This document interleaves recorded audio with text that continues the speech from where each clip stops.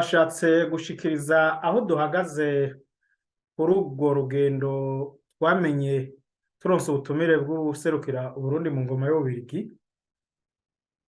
atumenyesha yuko twoja kubonana na Pierre Claver Ndayicariye n'umugwi arongoye, tukaganira ku vyerekeye intumbero bahaye Severe, ku vyerekeye ivyo Severe imaze gushikako, nuko ngo Ndayicariye azokumviriza abarundi bamwe bamwe bafise ico bazi canke ico babonye ku vyashikiye Uburundi.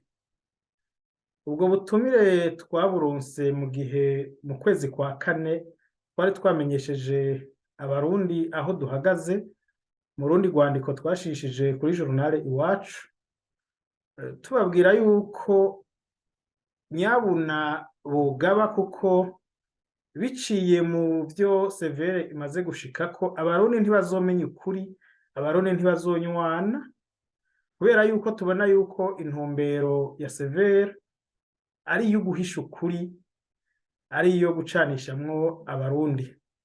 Ivyo twabivuga gutyo kubera yuko uwurongoye Severe atigera afatira ko vyo abarundi bamwe bamwe baba bamubariye, kandi akabigira imbonankubone akanavyerekana.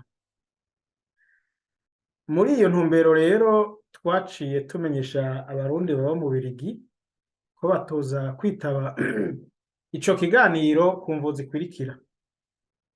Ubwa mbere nuko Severe yamaze gushikiriza icegeranyo inama nshingamateka ku vyo yashitseko ku kiza co muri 72, nta kindi iratangura, nta kindi gikorwa iratangura. Muri ico gihe kuja kugira ivyo dushikirije, kuja kumwumva ivyo bipfa gusa ko guta umwanya kuko vyaraheze. Imvo igira kabiri nayo niyi, nuko Ndayicariye yaragize ingendo zitari nke mu gihugu yumviriza abarundi, ntaco batamubariye, bose baramubwiye amakenga afise ku ntumbero ariko arafata, ku kungene yifata iyo ariko arabaza abarundi, no ku majambo aza arashikiriza.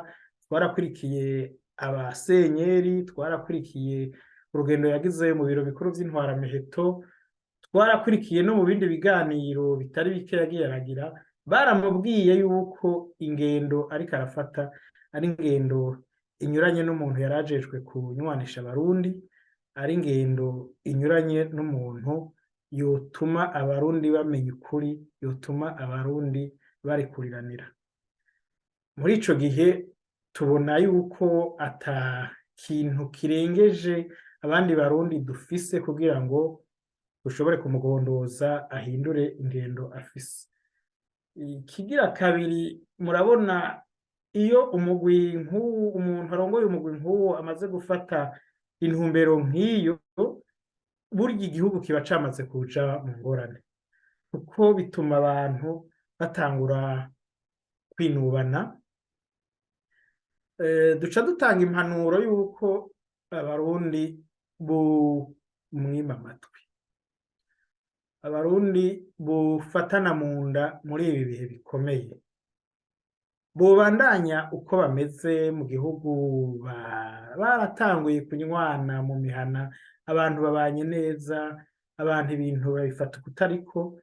N'abarundi bari hano mu Bubiligi bose bafatanye mu nda, ibintu babibona kumwe, barabona yuko icoba gikuru ku gihugu kuba ari uko abarundi basenyera ku mugozi umwe, kuba ari uko abarundi baraba imbere, bakaraba kazoza, bagategurira kazoza abana babo, bagashira igihugu ku murongo w'iterambere nk'ibindi bihugu. Naho duhagaze niyo mpanuro twashaka guha abarundi, naho duhagaze ku butumire uwuserukira Uburundi yadushikirije. Kugaruka muri kahise vyodufasha kudasubira gufata inzira y'amacakubiri, vyodufasha kubona ikibi n'iciza. Ico tudashima ni ingene Pierre Claver Ndayicariye n'umugwi wa Severe bavyifatamwo mu gushaka kwerekana ingene ibintu vyagenze, mu kwirengagiza ibintu abantu baba bamubwiye bo mu mugwi umwe w'abarundi, akavyanka imbonankubone, mbere akanabihindura. Iyo ni ingendo mbi cane gose, guhindura ibintu abantu baba bakubariye ni ikintu twebwe tubona ko ari ikintu kibi cane, nico kiduteye ubwoba.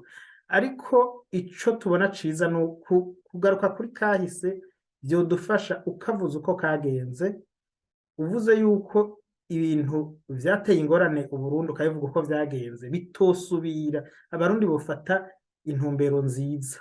Mbere turanibaza yuko nta nyishu tubifitiye, sinzi vy'ukuri nka hamwe ivyo bintu, iyo ntumbero Pierre Claver yoba afise, yoba ayifatakanije n'abatwara Uburundi, twebwe vyotubabaza cane. Ari nkamwe batoba bayifatikanije nabo bofata bogihagurukira ico kibazo bakaraba kugira ngo igihugu ntigisubire kuja mu ngorane.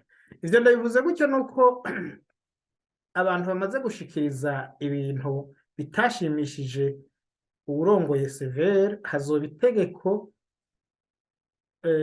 rishobora guhana abantu batazoba bavyumva co kimwe nuko Sévère yabigize.